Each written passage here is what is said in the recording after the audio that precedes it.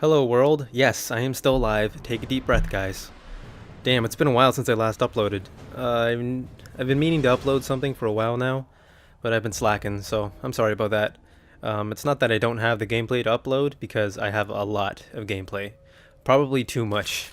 My main issue is that 1, I work almost every day of the week, and 2, I've been playing the shit out of Destiny, which is what you're watching right now.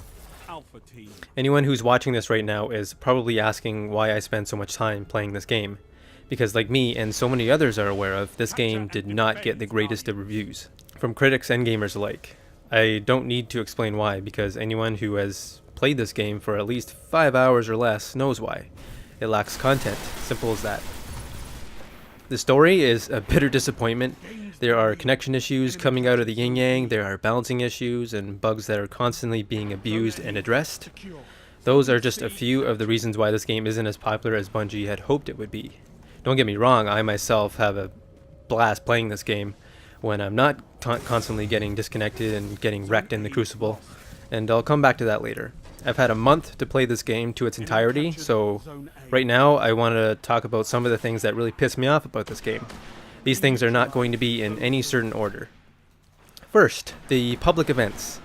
These events happen mostly at random times in certain areas of any planet. Some of these events can be soloed, actually most of them can be, but some require more than one person to gold star. By gold star, I mean complete the event by the allotted time limit and actually finish the job. For example, defending the Warsat. Warsat drops down, and you have to stand in the given radius while warding off waves of enemies. Piece of cake. That is an event you can solo. There's this one event that makes me want to not even bother trying when I'm alone in an area, and that's the Kill the Boss event. As an example, I'll use the one on Earth. A boss appears, and I use that term loosely. He's usually a level 9 captain with an arc shield, and he's usually an ultra or a major rank, which means he takes a lot more hits. So he'll have an arc shield, and I'll have arc weapons ready to eliminate that shield, because I actually have at least, I always have at least one arc weapon equipped when I'm on Earth. The main point I want to make about this is the level gap between me and him. I'm a level 28 hunter with all legendary gear and weapons. I should have absolutely no problem taking this guy out, since I can take down level 18 Hollowed Knights without much effort, right? Wrong.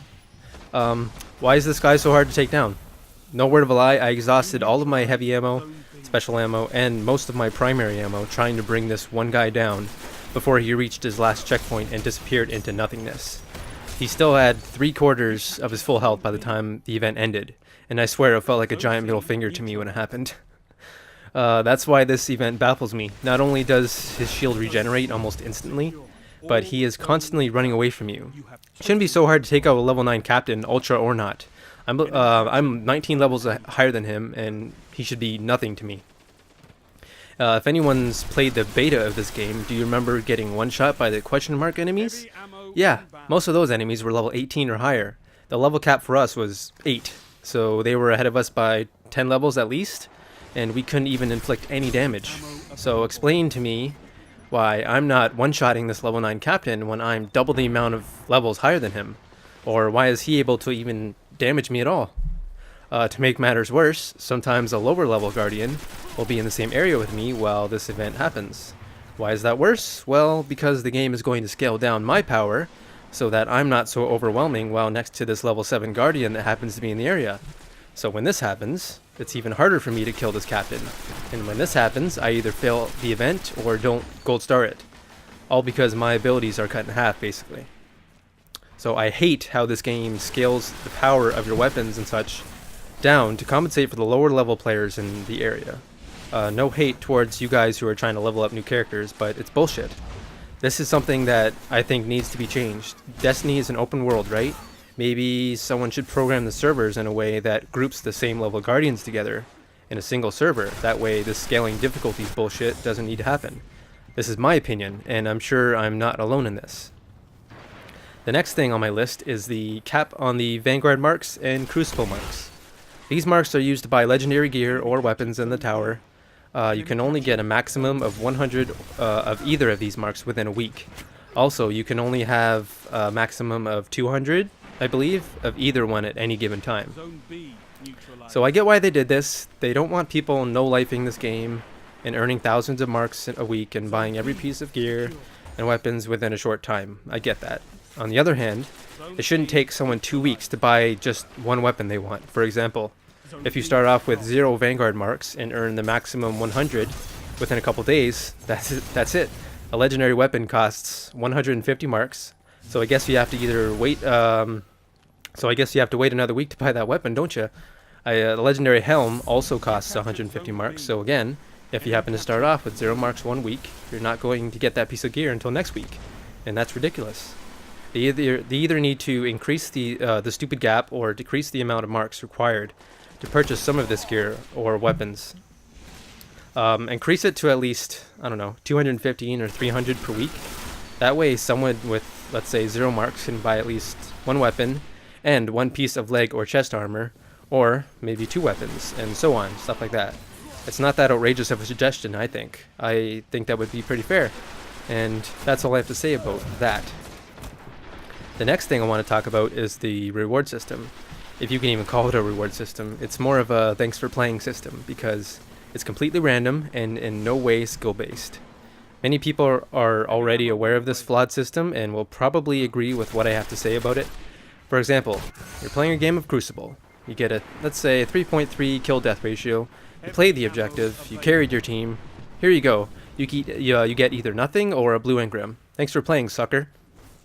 Meanwhile, the guy on the bottom of the leaderboard goes negative and didn't even play any objectives. Here you go, man. Have an exotic weapon. Thanks for playing, and maybe this weapon will make you a better player?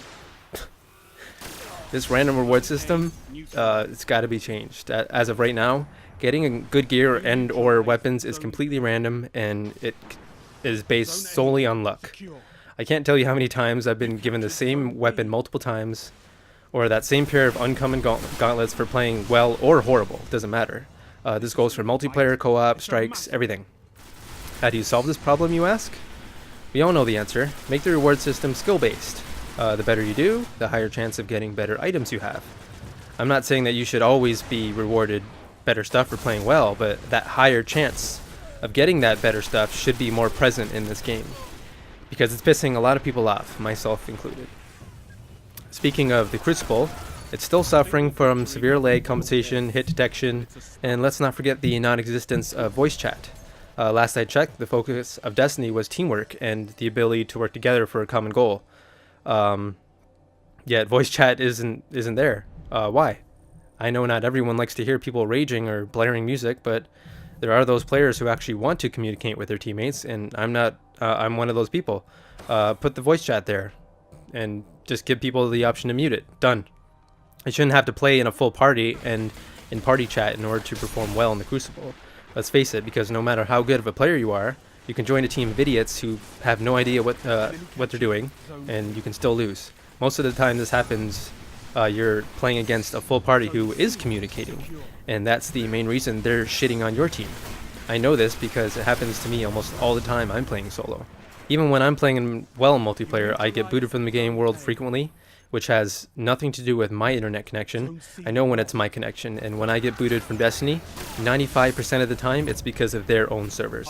In the beta, their servers worked 100% better for me, and I barely had connection issues. It's funny how the full game doesn't measure up to the beta form of the game in that sense. Oh well, I barely played Crucible as it is, but it's not my biggest concern.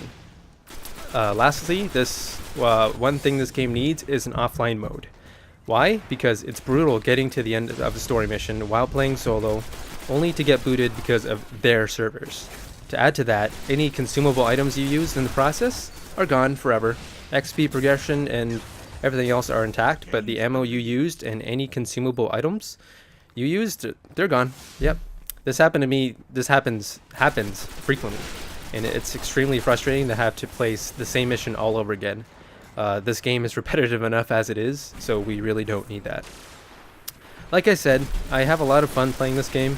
It's meant to be played with others, and that's when it's most fun for me. It's repetitive, yes, but the solid gameplay and the loot, the good loot, keeps me coming back. We all know the story is shit. Let's face it, it's shit. That's right out there. And even with the upcoming expansions coming out, I doubt it will improve much. If Bungie can fix some of the problems I mentioned, this will be a much better game than it already is. Maybe it will even improve its lifespan, because with all these great games coming out this holiday, it's going to need to perform well against that competition. That's all I have to say today, guys. I hope you enjoyed the gameplay, and if you agree or disagree with any of the points I mentioned, feel free to give me your input below in the comments. I'm Damonfire, and again, thanks for watching. Come on, man.